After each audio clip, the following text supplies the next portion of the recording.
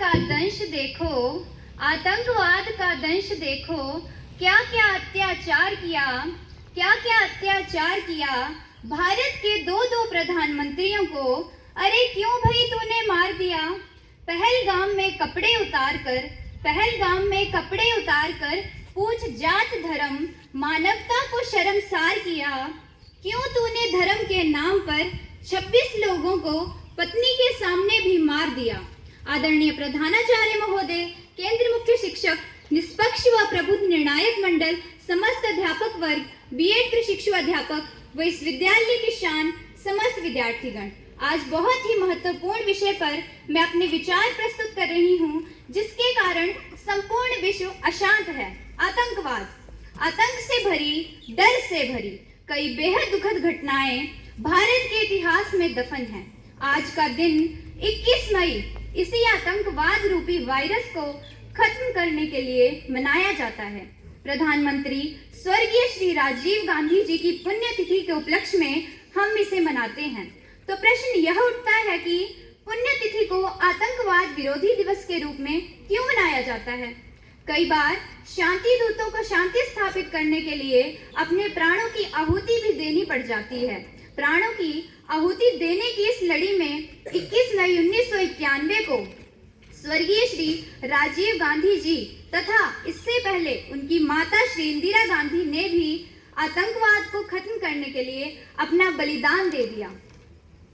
ये तो मैंने केवल 2 ही नाम गिनाए। इस कड़ी में न जाने कितने भारत के वीर सपूतों ने, वीर फौजी भाइयों ने और न जाने कितनी ही वीर वीरांगनाओं ने अपने प्राणों को मां भारती के चरणों में भेंट कर दिया।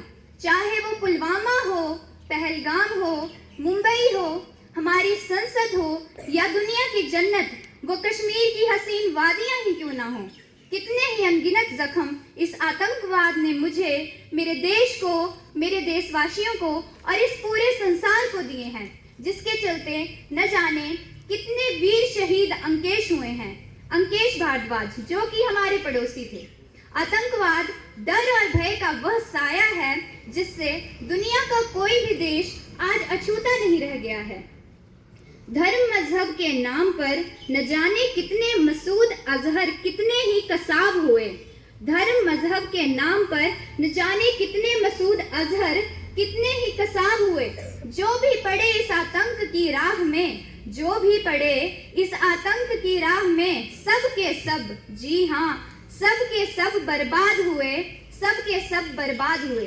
अपने समाज में संकीर्ण मानसिकता के चलते खुद को, अपनी मानसिकता को, खुद की जाति, अपने ही धर्म, मजहब, संस्कृति को सबसे बेहतरीन मानना और अपने धर्म, रीति और रूढ़ियों को मनवाना आज दुनिया में फैले आतंकवाद की मुख्य जड़ें हैं।